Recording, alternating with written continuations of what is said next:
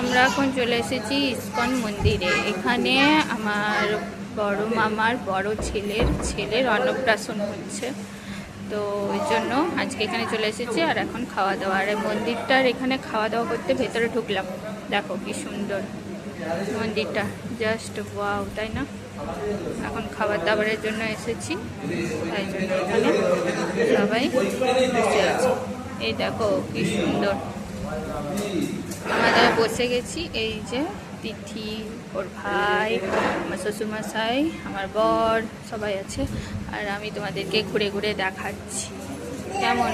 পুরো মন্দিরটা দেখার জন্য আমার পেজ মন্দিরাস ব্লগস, সেখানে তোমাদেরকে জয়েন করতে হবে, তাহলে তোমরা অবশ্যই দেখতে পাবে আমার ব্লগ ভিডিও।